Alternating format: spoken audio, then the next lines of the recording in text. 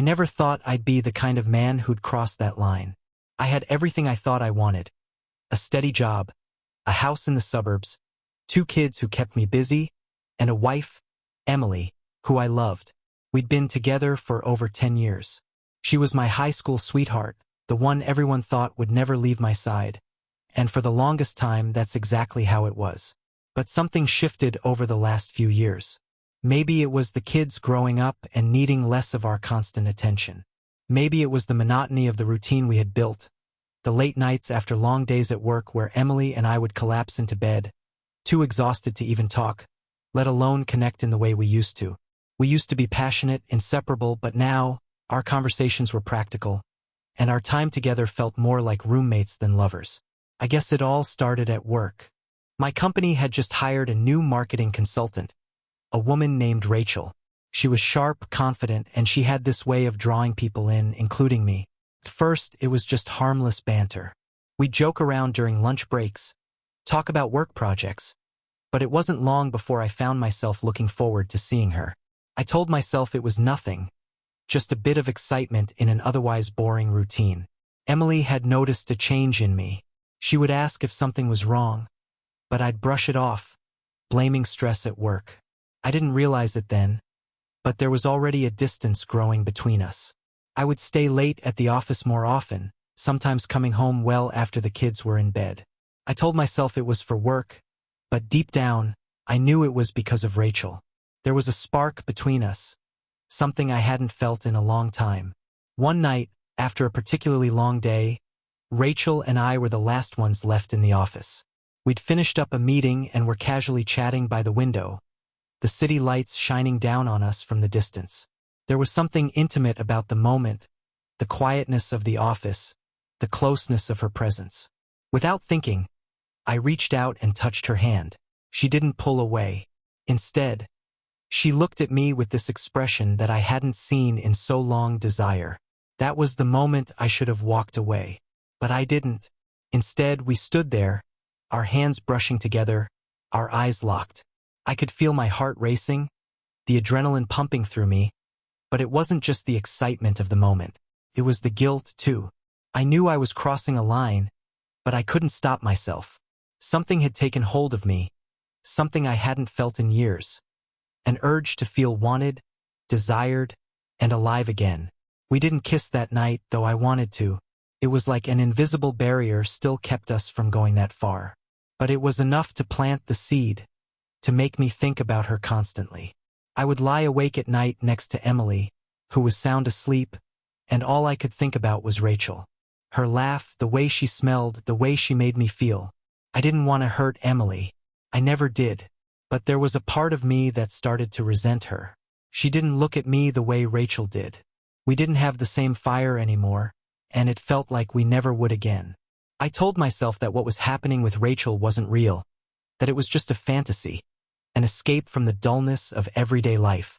But it didn't feel that way when I was around her. The day it finally happened, I didn't plan for it. Rachel and I had gone out for drinks after a long week, something we'd started doing more often. We sat in a quiet corner of a bar, far away from the office and our colleagues. The conversation flowed easily, and before I knew it, we were both a little tipsy. I felt invincible, like the rules of my life didn't apply to me anymore. It was raining that night. When we left the bar, she offered to give me a ride back to my car, which was parked a few blocks away. The air was thick with tension as we sat in her car, the rain tapping against the windows, the world outside blurred and distant. We both knew what was going to happen before it did. She leaned in first, her lips brushing mine, soft and hesitant, and in that moment, I gave in. I kissed her back, more passionately than I had kissed anyone in years. Felt reckless, dangerous, and yet exhilarating. We didn't stop. Her hands were on me, pulling me closer, and before I knew it, we were tangled together in the cramped space of her car. The guilt was there, hovering in the back of my mind, but it was overpowered by the intensity of the moment. When it was over, we sat in silence for what felt like an eternity. The rain had stopped, and the night seemed impossibly still. I couldn't believe what I had done. Rachel looked at me, her eyes searching mine for some kind of reassurance, but I didn't have any to give. All I felt was shame. I drove home that night in a daze, the weight of what I'd done pressing down on me. When I walked through the door, Emily was still awake, sitting on the couch with a book in her lap. She smiled at me, the same smile she'd given me 1,000 times before, and I felt my heart break. She didn't know. She couldn't know. But I did, and I didn't know how I would ever look at her the same way again. The days after that night with Rachel felt like walking through a fog. I couldn't shake the feeling that everything had changed, even though, on the surface, nothing had. Emily and I continued our usual routine. Breakfast with the kids, hurried conversations as we both rushed off to work, quick dinners followed by collapsing into bed, too tired to engage in anything more than a brief exchange of words. But I was different. I carried the weight of what I'd done like a heavy stone lodged in my chest. Every time Emily smiled at me, every time she leaned in for a kiss, I flinched inwardly, wondering if she could sense the betrayal beneath my skin. I kept replaying the moment in the car with Rachel, feeling the rush of excitement and the crushing guilt that followed. It was like being pulled in two directions. Part of me was desperate to forget it ever happened, while the other part craved that feeling again, the spark I hadn't felt in so long. Rachel acted like nothing had changed at work. She was professional, focused, but there was an unspoken understanding between us. Our conversations were laced with a subtle tension, and sometimes our hands would brush when passing a file or a coffee cup, a fleeting reminder of the night we shared. I couldn't decide if it was worse that she seemed unaffected, or if it was better because it meant we could pretend, at least at work, that everything was normal. I started staying late at the office more often, using work as an excuse to avoid being home. Emily noticed. She didn't say much at first, just asked if I was okay, if work was getting too stressful.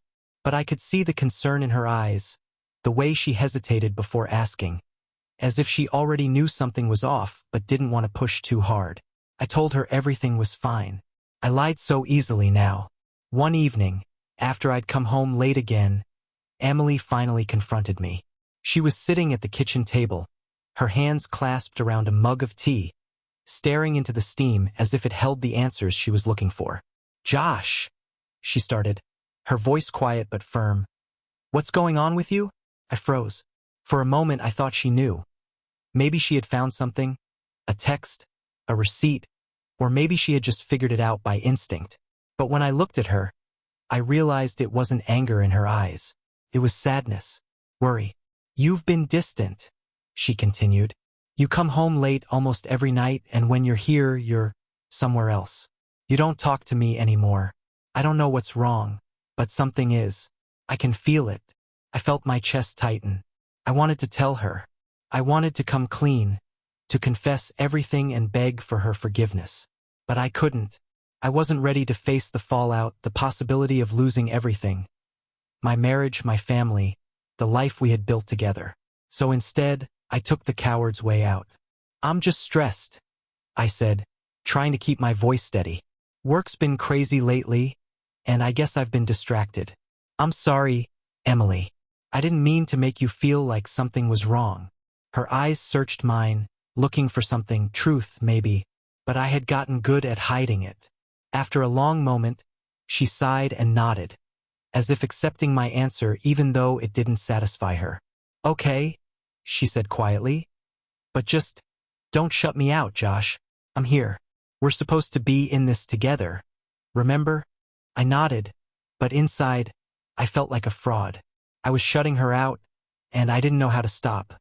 The lies were piling up, and with each one, I felt further and further away from her, from myself. I told myself I wouldn't see Rachel outside of work again. I promised myself that the night in her car was a mistake, a one-time slip that I would never repeat. But the pull between us was too strong, and before long, I found myself drawn back to her, like a moth to a flame I knew would burn me. It started with simple texts, excuses about work that I used to reach out to her.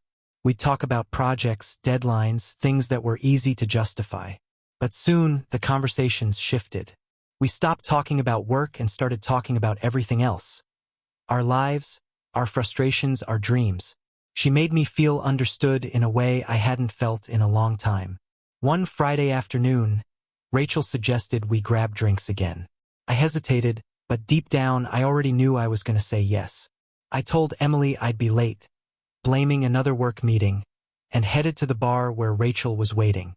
This time it felt different. We didn't dance around what had happened between us. There was no pretense, no pretending we were just colleagues grabbing a drink. The tension between us was palpable, and when our eyes met across the table, I knew where the night was heading. After a few drinks, we left the bar together. The night air was warm, and as we walked down the quiet street, Rachel slipped her hand into mine. I didn't pull away. Instead, I squeezed her hand, feeling the rush of adrenaline and guilt course through me. We ended up at her apartment. I didn't hesitate this time. As soon as the door closed behind us, we were on each other, the intensity of the moment overwhelming everything else. It was like I couldn't think straight, couldn't remember all the reasons I shouldn't be doing this.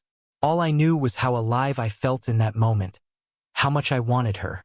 We stumbled into her bedroom, clothes hitting the floor in a frenzy. Every kiss, every touch was charged with a desperation I hadn't felt in years. It was reckless and selfish, and yet, I couldn't stop. I didn't want to. When it was over, we lay in the dark, our breathing heavy, the weight of what we'd just done settling over us. For a long time, neither of us spoke. I stared at the ceiling, my mind racing with guilt and regret. But there was something else there, too, relief. Relief that I had given in to what I wanted, even if it was wrong. Rachel rolled over and traced her fingers along my arm, her touch soft but possessive. "Do you regret it?" she asked quietly, her voice barely above a whisper. I didn't answer right away. How could I? How could I admit that I did regret it, even though part of me also didn't? "I don't know," I finally said, my voice hollow. She didn't press me. Instead, she rested her head on my chest, and we lay there in silence, both of us pretending that we hadn't just shattered the lives we were supposed to be living. The next few weeks were a blur. I continued my affair with Rachel, sneaking around behind Emily's back, making excuses for why I was staying late at work or why I had to leave the house unexpectedly. It was a dangerous game, and I knew it was only a matter of time before it all came crashing down. And then it did. One evening, as I sat at the dinner table with Emily and the kids, my phone buzzed with a text. I glanced at the screen, and my heart dropped into my stomach. It was from Rachel. A simple message, but one that carried a weight I wasn't prepared for. "We need to talk." I excused myself from the table, claiming I had to take a call from work, and stepped outside. I called Rachel back, my heart pounding in my chest. "What's going on?" I asked, trying to keep my voice steady. There was a long pause on the other end of the line, and then she spoke, her voice trembling. "I can't do this anymore, Josh. I can't keep sneaking around like this. I'm tired of being the other woman. I need more, or I need out." Her words hit me like a punch to the gut. I knew this moment would come eventually, but I had convinced myself I could keep both lives separate, that I could have it all without losing anything. But now I was being forced to choose. "I can't leave Emily," I said, the words spilling out before I could stop them. "I can't just walk away from my family." Rachel was silent for a moment, and when she spoke again, her voice was cold. "Then you've already made your choice."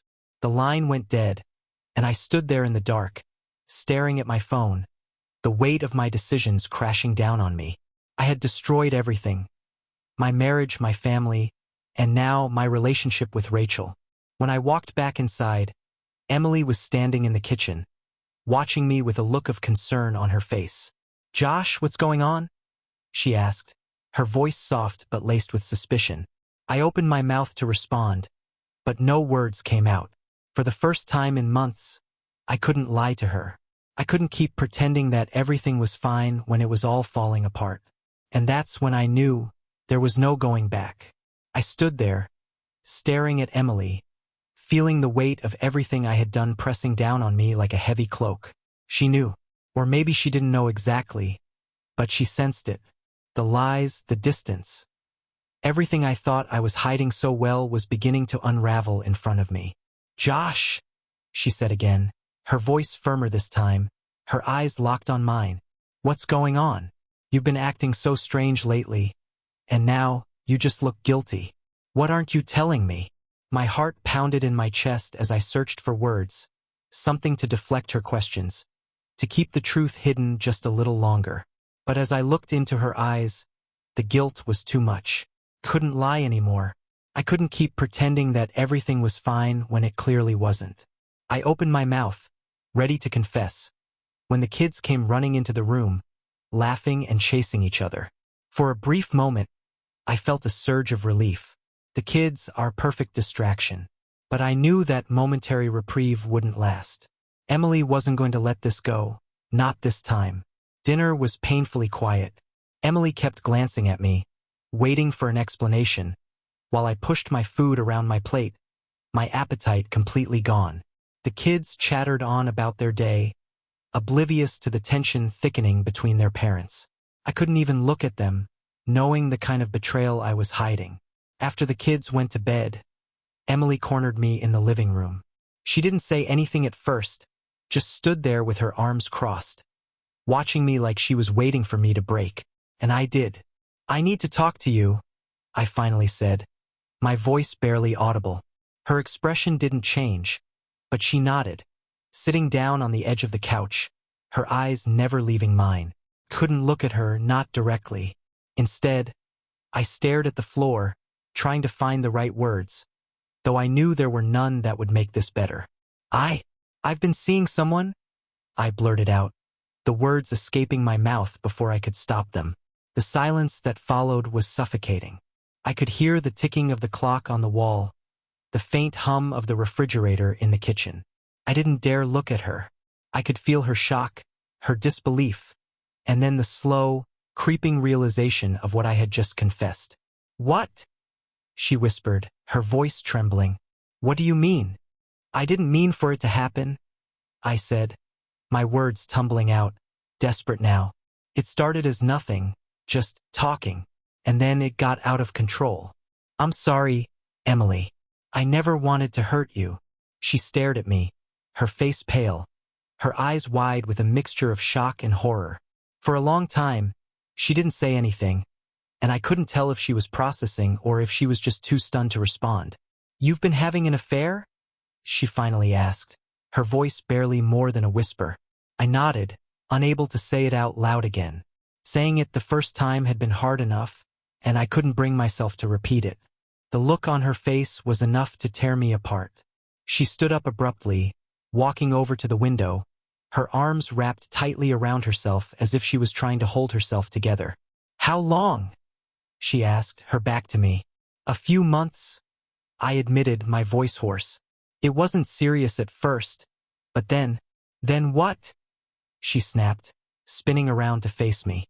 "Then you decided to throw away everything we've built for some woman at work?" Her words hit me like a punch to the gut. I deserved every bit of her anger, but that didn't make it any easier to hear. I wanted to defend myself, to explain that it hadn't been about throwing anything away, but I knew that would sound hollow. What could I possibly say that would make this better? "I didn't mean for it to happen," I repeated, my voice weak, knowing it sounded pathetic. Emily shook her head, tears brimming in her eyes. "How could you do this to us, Josh? To me? To the kids?" "I'm sorry," I whispered, but it felt inadequate, like trying to put a bandage over a gaping wound. "I trusted you," she said, her voice cracking. "I thought we were a team, that no matter what happened, we'd always be honest with each other. How long were you planning on keeping this from me?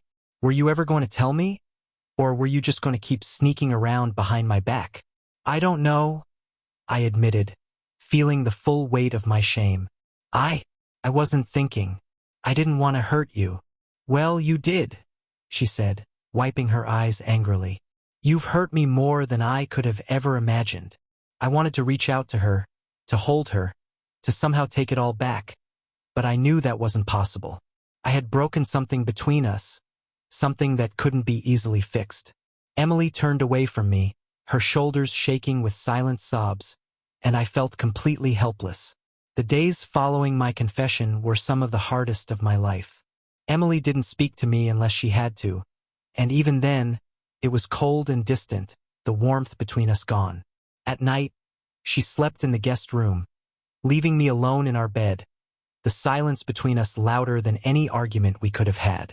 I tried to give her space, hoping that somehow, with time, she would be able to forgive me. But I knew that wasn't going to happen anytime soon, if ever. The betrayal was too deep. She couldn't even look at me without tears welling up in her eyes, and every time she walked past me without a word, it felt like another knife twisting in my chest. The kids noticed the tension. They didn't know what had happened, but they could sense that something was wrong. Emily and I were both careful not to fight in front of them, but children are more perceptive than we give them credit for. They asked me why Mommy wasn't sleeping in our room, why we weren't talking like we used to. I didn't have answers for them. I could only tell them that Mommy and Daddy were going through a tough time, but that we both still loved them very much. It was a lie, of course. Not the part about loving them. I would always love my kids, but the part about Emily and me being okay. I wasn't sure if we'd ever be okay again. Every day felt like we were drifting further apart, and I didn't know how to stop it.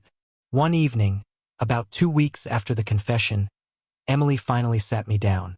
She looked tired, worn out from the weight of what we were going through, but there was a determination in her eyes that told me she had made up her mind. "I can't do this, Josh," she said, her voice steady but filled with pain. "I can't pretend that everything will go back to the way it was. You broke something between us, and I don't know if I'll ever be able to trust you again." I nodded, unable to speak. I had been expecting this, but hearing her say it out loud was like being punched in the gut all over again. "I need time," she continued, her voice trembling slightly. "I need space to figure out what I want, what we're going to do about all of this. But right now, I can't be around you. It's too much." She looked down at her hands, then back up at me, her eyes filled with tears. "I'm going to stay with my sister for a while. I think we both need some distance." Her words hit me harder than I expected. Even though I knew this was coming, the thought of her leaving, of being alone in our house without her, without the kids, was unbearable. But I couldn't argue. I had done this. I had pushed her away. "When are you leaving?" I asked, my voice barely above a whisper. "Tomorrow," she said, standing up slowly. "I'll take the kids with me. They need stability right now, and I don't think staying here is going to give them that." I nodded again, feeling completely numb. Emily turned and walked out of the room, leaving me alone with the crushing reality of what my actions had cost me. The house felt empty after Emily and the kids left. I wandered through the rooms, each one filled with memories of our life together, now tainted by the knowledge of what I had done. The silence was deafening. The laughter of my children, Emily's voice calling out from the kitchen, the sounds of family life. They were all gone, replaced by the hollow echo of my footsteps.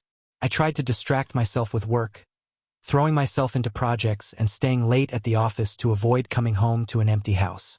But even work wasn't the same. Rachel had taken a leave of absence shortly after our last conversation. I didn't know where she had gone, and part of me didn't want to.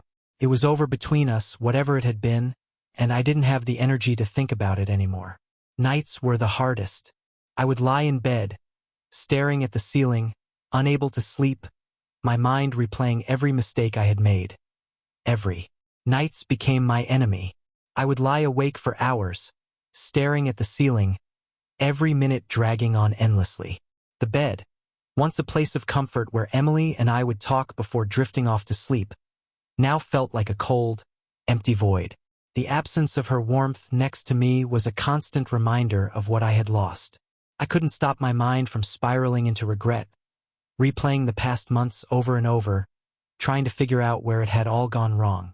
I would reach for my phone in the middle of the night, instinctively wanting to text her, to apologize again, to ask her to come home. But I knew it wouldn't help. Emily wasn't ready to talk. She hadn't called, hadn't responded to my texts beyond the bare minimum about the kids' schedules and logistics. Her silence hurt more than I expected, but I couldn't blame her. I had broken her trust, shattered her sense of safety in our marriage. She needed space, and I was the last person who could push her for more. I thought about Rachel too, though in a different way. The initial excitement, the rush of our affair, had long faded into something darker. Regret, guilt. They consumed any lingering feelings I might have had for her. It wasn't that Rachel had forced me into anything. I had walked into that situation willingly, but I couldn't shake the sense that I had been living in a fantasy, one that had come crashing down the moment I saw the pain in Emily's eyes. I wondered where Rachel had gone. She hadn't contacted me since the day she told me she couldn't keep being the other woman.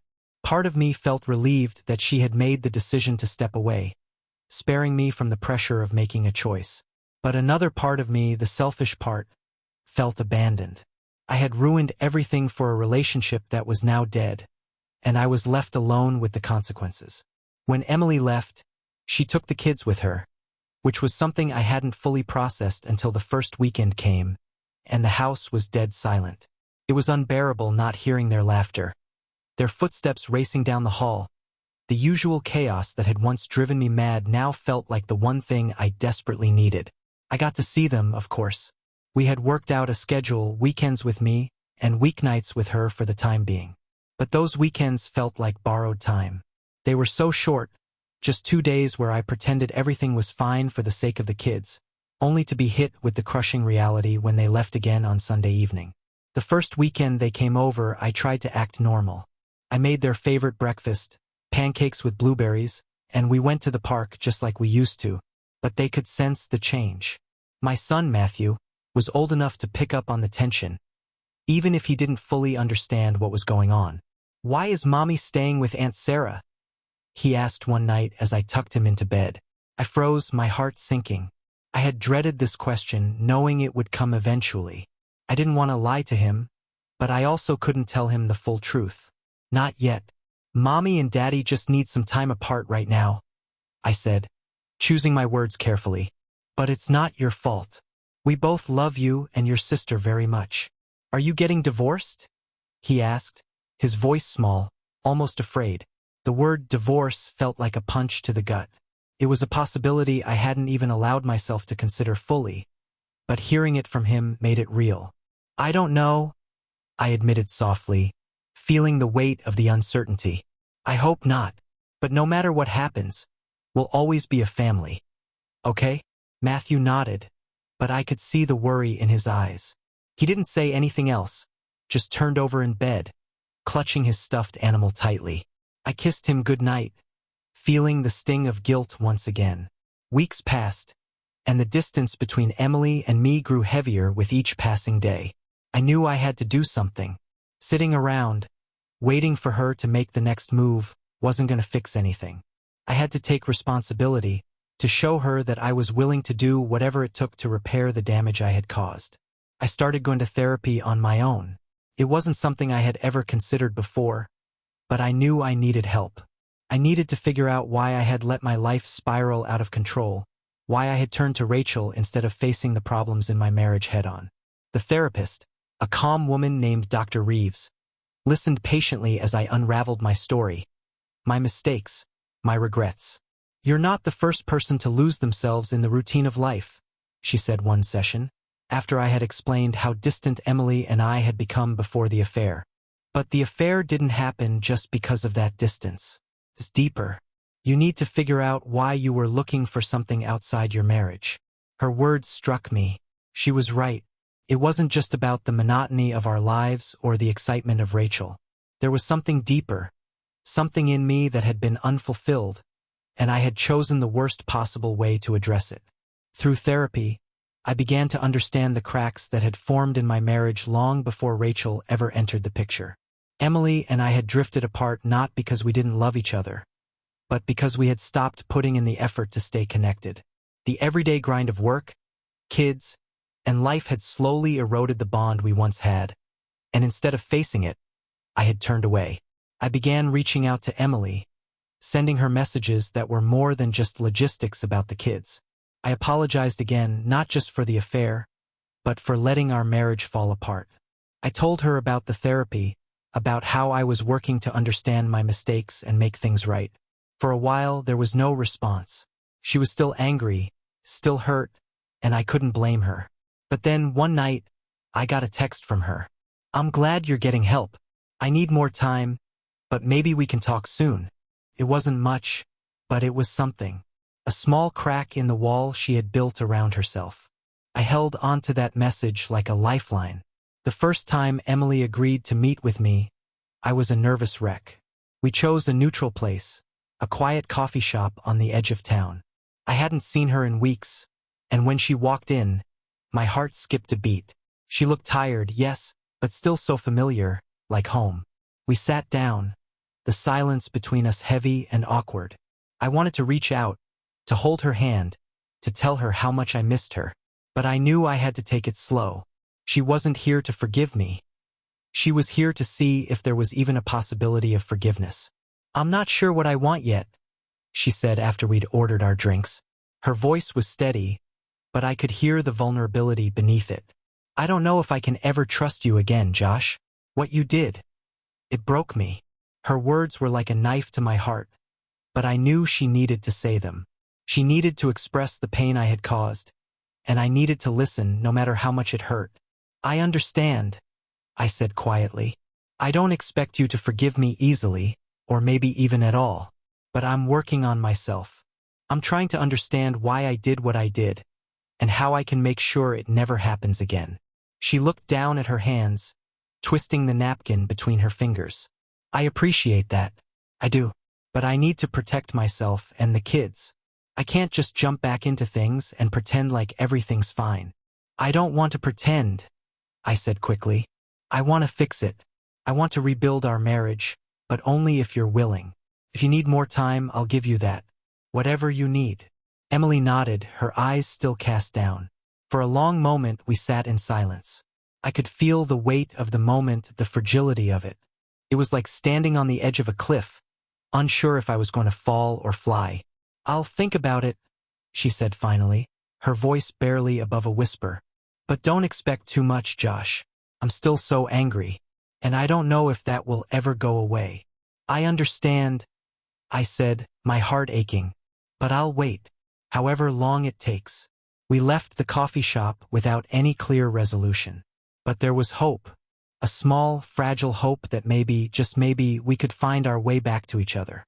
The weeks that followed were some of the hardest I'd ever experienced. Emily still wasn't ready to come home, and our conversations, while civil, remained distant. She was cautious, guarded, and I knew it would take time for her to trust me again, if she ever did. I continued therapy, trying to dig deeper into the reasons behind my choices. Dr. Reeves helped me see that it wasn't just about dissatisfaction in my marriage, but also about my own insecurities. I had been chasing something external to fill a void inside me. A void that couldn't be filled by anyone else, not even Emily. I learned that real love, the kind that lasts, requires constant effort, constant communication, and a willingness to face the hard truths instead of running from them. I had failed at that, but now I was trying to learn how to do better. Emily and I started seeing a couples therapist together. The sessions were tough, sometimes painfully so. We unpacked years of unspoken resentment, the ways we had hurt each other long before the affair. There were moments when I thought we wouldn't make it, that the damage was too deep, but we kept showing up. Even on the days when we could barely look at each other, we still came to therapy. It was slow, agonizing work. But little by little, the walls between us began to come down.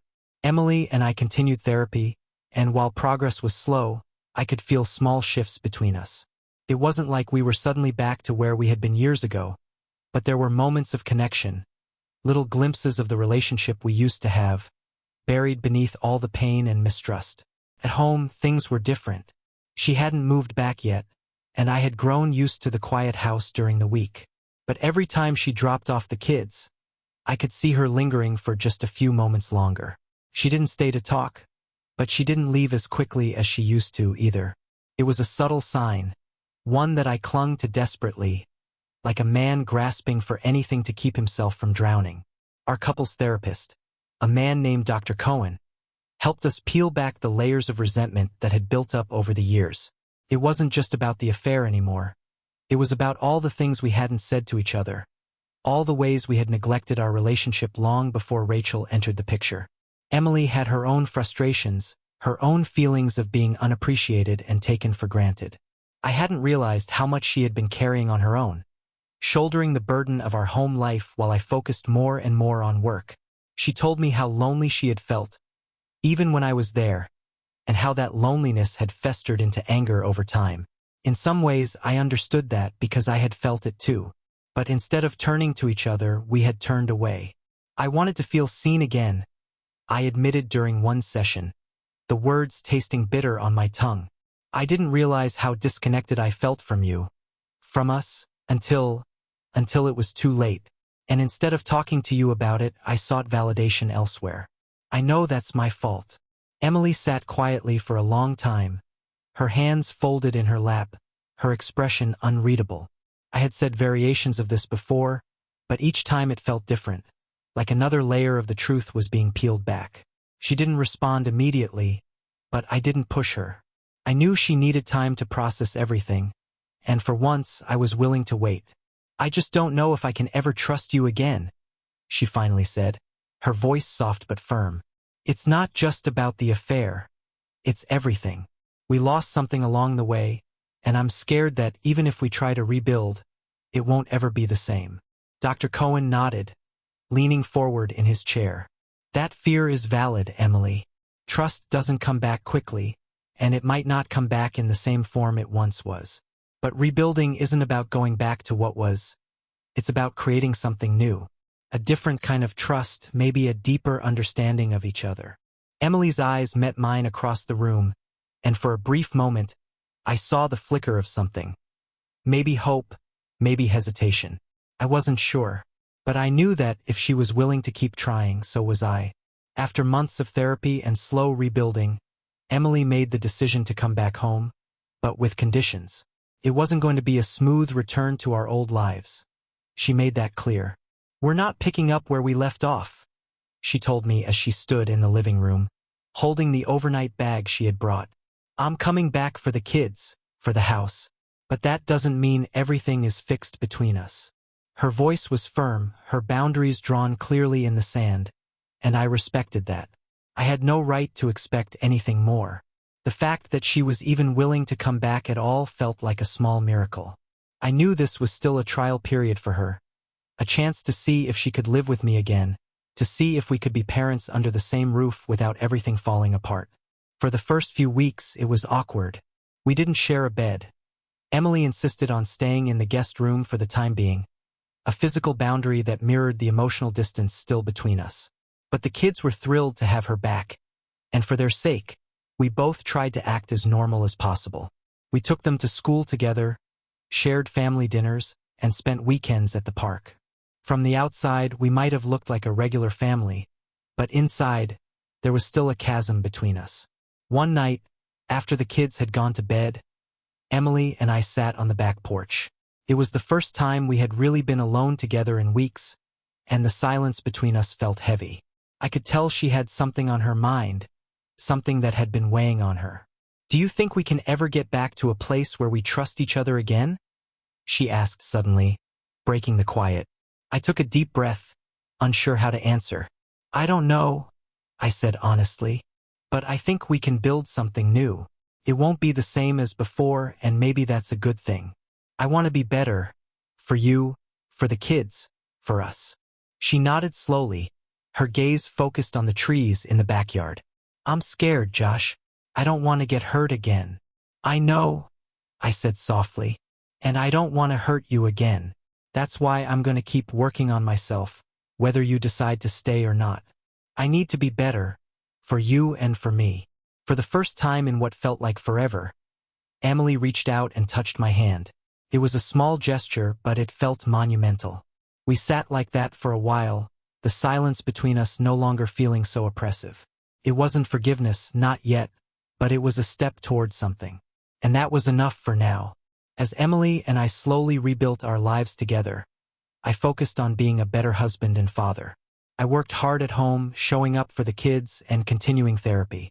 But despite the progress we were making, there was still something lingering in the background, something I hadn't fully dealt with. Rachel. Rachel hadn't been in contact with me since she had left the company. I didn't know where she had gone, or if she was ever coming back.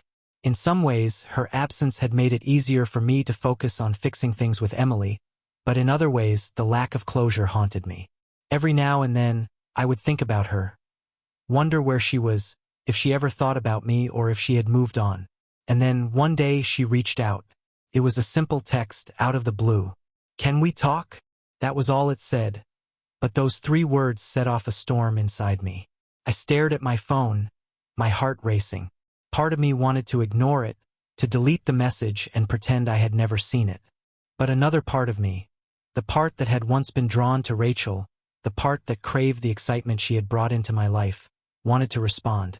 I knew it was dangerous. I knew that responding to Rachel could undo all the progress I had made with Emily. But the pull was there, strong and insistent, like a thread tugging at me from a place I thought I had buried. I stood in the kitchen, my phone in hand, battling with myself. Finally, I took a deep breath and made my decision. I typed out a response. "There's nothing left to say, Rachel. Please don't contact me again." I hit send before I could second-guess myself, feeling a strange sense of relief wash over me. It wasn't easy, but I knew it was the right thing to do. Rachel was a part of my past that I needed to leave behind if I had any hope of moving forward with Emily. That night, as I lay in bed, I felt a sense of closure that I hadn't realized I needed. Rachel was gone, and with her, the temptation that had nearly destroyed my life. Now, it was time to focus fully on the future, on Emily, the kids, and the life we were trying to rebuild. Months passed, and slowly, things between Emily and me began to improve. It wasn't perfect, we still had our moments of doubt and frustration, but the distance between us was shrinking. We started spending more time together, not just as parents, but as partners. We would sit on the couch after the kids went to bed, talking about our days, laughing at old stories, and sometimes just sitting in comfortable silence. The first time Emily kissed me again, it caught me off guard. We were in the kitchen, cleaning up after dinner, when she leaned over and pressed her lips to mine, soft and tentative. It was the first real kiss we had shared in what felt like forever, and it sent a shock of emotion through me. I kissed her back, savoring the familiarity, the warmth, the hope that maybe we could find our way back to each other. From that night on, things began to shift. Emily moved back into our bedroom, and while it wasn't an immediate return to normalcy, it was a sign that she was willing to try. We took it slow, rebuilding our intimacy one step at a time. There were still nights when she pulled away, unsure, but there were also nights when she let herself be vulnerable, opening up to me in ways she hadn't in. As Emily moved back into our bedroom, I felt like we were taking significant steps toward healing, though every step forward felt fragile, as if the slightest misstep could send us crashing back down. We started rediscovering each other, not just physically, but emotionally too. There were nights when we would lie in bed, talking about things we hadn't discussed in years, dreams we had forgotten, fears we had buried, memories we had once cherished. It was like peeling back layers of ourselves, rediscovering the people we were before everything had fallen apart. But even though we were making progress, there were still days when the weight of my betrayal hung heavy in the air between us. Sometimes, out of nowhere, I would catch Emily staring at me, her eyes clouded with doubt, as if she was trying to reconcile the man she had trusted for so many years with the man who had hurt her so deeply. One night, as we lay in bed after another one of those quiet, reflective conversations, Emily spoke up. "Do you still think about her?" Her voice was soft, almost a whisper, but it felt like a knife to my chest. I turned to look at her, my heart sinking. I knew she wasn't asking to punish me. She was asking because she needed to know, for her own peace of mind. After everything we had been through, trust was still a delicate thing between us. "No," I said honestly. "I don't think about her, Emily. Not in that way. I've moved on from Rachel. I'm focused on us, on making things right." She nodded, though I could see the uncertainty still lingering in her eyes. I knew it would take more than words to convince her. It would take time and consistent actions. I had to prove that I was committed to her, to our family, and that Rachel was a mistake I would never repeat. "I want to believe you," she said after a long pause, her voice wavering. "But I still feel so vulnerable. Like at any moment you could slip again. And I don't know if I could survive that a second time. Her words hit me harder than I expected. I hadn't realized just how deeply she was still hurting, still afraid that I might hurt her again. It was a reminder that while I had been working on myself, while I had been trying to fix things, the scars I had left on her heart were far from healed. I understand, I said quietly. And I'll keep proving it to you, Emily. Every day, in every way I can. I'm not going anywhere. I'm here with you for as long as it takes. She didn't respond right away. Instead, she reached out and intertwined her fingers with mine, holding on tightly. It wasn't an answer, but it was enough for that night. A small gesture of trust, even if it wasn't fully restored. As the months passed, things with the kids became more settled. They had sensed the tension between us in the beginning, but as Emily and I worked through our issues, the atmosphere in the house slowly returned to something resembling normalcy. It wasn't the same as before. The cracks were still there, visible if you looked closely, but we were doing our best to shield them from the worst of it. Matthew, our oldest, had been the most affected. He was old enough to understand that something had changed, though we hadn't told him the full truth about the affair. We had agreed that it was too much for him to handle at his age. Instead, we focused on reassuring him that we were working things out, that our love for him and his sister had never wavered. One afternoon, Matthew came to me while I was in the garage, tinkering with an old bike I had been meaning to fix up. He stood there, shuffling his feet, clearly wanting to say something but not sure how to start. "Dad," he said finally, his voice hesitant. "Are you and Mom okay now?" I paused, wiping the grease off my hands as I turned to face him. His eyes were wide, filled with that same worry I had seen the night I told him we were having problems. I crouched down to his level, trying to figure out the best way to answer. "We're working on it," I said gently. "It's going to take some time, but we're both trying really hard. We love each other, and we love you and your sister. That hasn't changed." He nodded, biting his lip like he was trying to decide if he believed me. "But you're not going to leave, right?" My heart broke a little at the fear in his voice. He was just a kid, too young to carry the burden of our mistakes. "No," I said firmly. "I'm not going anywhere, Matthew. I promise." He looked at me for a long moment. Then finally, he stepped forward and wrapped his arms around my neck. I hugged him tightly, feeling the weight of my responsibility as a father. I had messed up, but I wasn't going to let my mistakes define the rest of my life or my kids' lives. The more time passed, the more Emily and I started to find our rhythm again. It wasn't the same as it had been before the affair, and maybe that was for the best. We had been on autopilot for so long, and the affair, as painful as it was, had forced us to confront the cracks in our marriage that we had ignored for years. But even as things improved, trust remained the biggest hurdle. Emily still had moments of doubt, moments when I could see the fear in her eyes that I might betray her again. I understood her hesitation, but it also weighed on me. I wanted to earn her trust back, to show her that I was different now, that I wasn't the man who had lied to her, who had betrayed her. But trust, once broken, doesn't just magically return. One night, Emily suggested something that caught me off guard. "I think we should take a trip together," she said as we sat on the couch after the kids had gone to bed. "Just the two of us, away from everything." "A trip," I repeated, surprised. We hadn't taken a vacation together, just the two of us, in years. With the kids, work, and everything else, the idea of getting away had seemed impossible.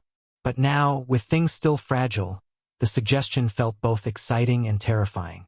"Yeah," she nodded, her expression serious. "I think we need to reconnect outside of the routine, away from the house, the kids, the memories. Just us." I understood what she meant. The house was filled with reminders of the past, both good and bad.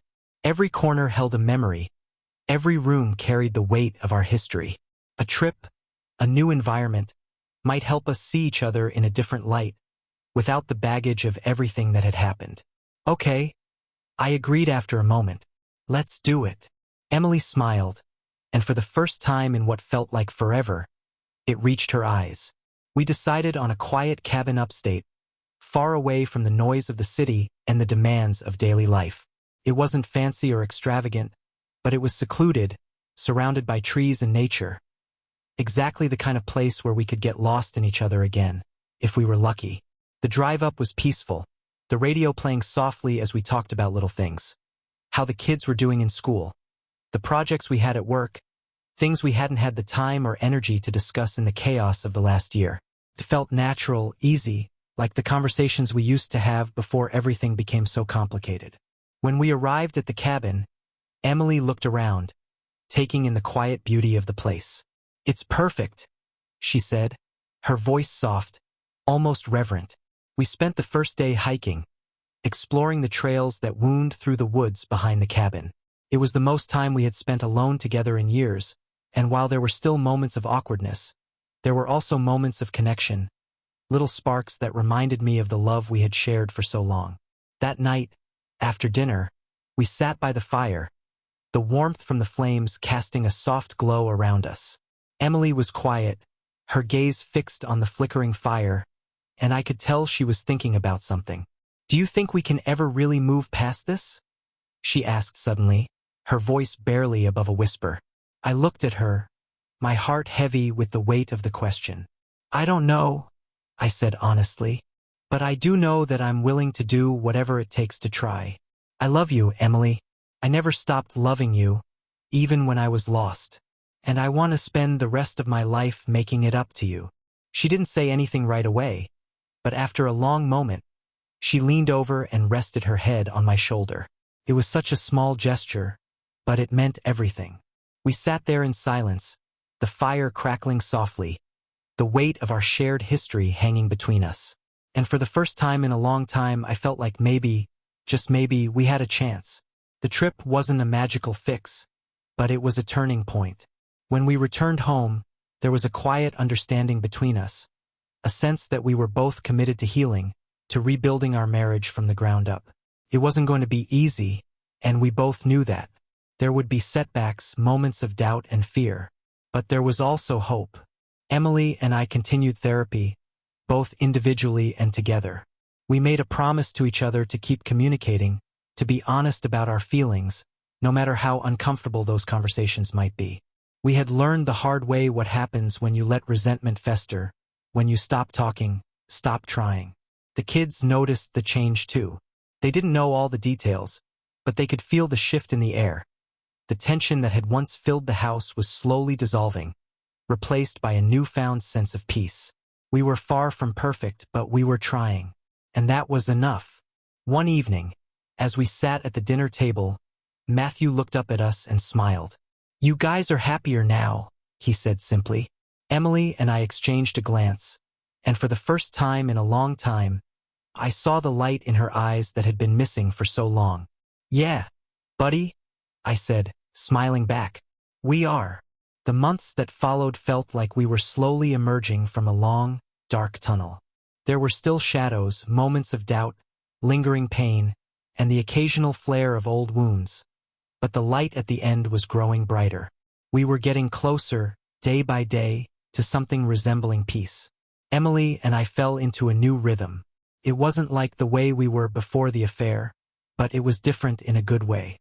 We were more honest with each other, more intentional about spending time together. We stopped taking our relationship for granted, knowing now just how fragile it could be if we didn't nurture it. We made space for each other again, something we hadn't done in years. One evening, we decided to have a family night, just the four of us. Emily suggested we make homemade pizzas with the kids, something we used to do when they were younger. The kitchen was filled with laughter as Matthew and his sister, Olivia, helped us roll out the dough and pile on toppings. It was messy, chaotic, and perfect in a way that only family life can be. As we sat around the dinner table, the smell of fresh pizza filling the air, I looked around at my family, at Emily, laughing at one of Matthew's jokes, at Olivia with tomato sauce smeared across her face, and I felt something I hadn't felt in a long time: contentment. Later that night, after the kids were asleep, Emily and I sat together on the couch, her head resting on my shoulder. The house was quiet, the only sound the faint ticking of the clock in the kitchen.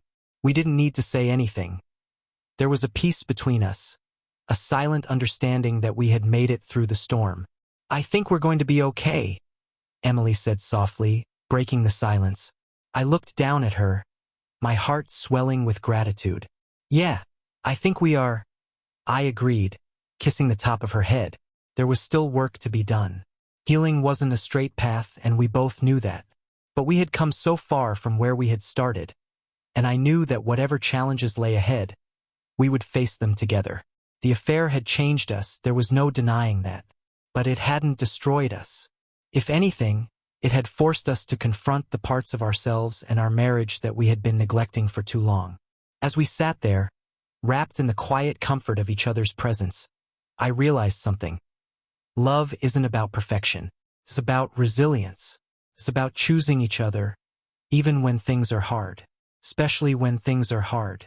And that's what Emily and I had done. We had chosen each other again, despite everything, and that choice made all the difference. In the months and years that followed, Emily and I continued to grow together. Our marriage wasn't perfect. No marriage ever is. But it was stronger, built on a foundation of hard-earned trust and honesty. We learned to communicate better, to listen, and to never let the small things pile up into big things. We had both changed, but we had changed in ways that made us better partners, better parents, and better versions of ourselves. The affair became a part of our past, something we didn't dwell on but didn't ignore either. It was a reminder of what we had overcome, a scar that had healed but would always be there, faint but present. It didn't define us, but it shaped the way we moved forward, and in some strange way it had brought us closer. The kids grew older and life moved on. We faced new challenges, new milestones, but through it all, Emily and I held on to each other. We had learned how to fight for our marriage, how to protect it, and that knowledge stayed with us. One night, many years later, after the kids had gone off to college and the house was quiet again, Emily and I sat together on the porch watching the sunset. The years had changed us, but as I looked at her, I saw the same woman I had fallen in love with so many years ago. Strong, resilient, and full of grace. "We did it," I said quietly, reaching for her hand. She smiled, a soft, knowing smile. "Yeah, we did." And as we sat there, hand in hand, I realized that despite all the mistakes, all the heartache, and all the challenges we had faced, we had made it. Together.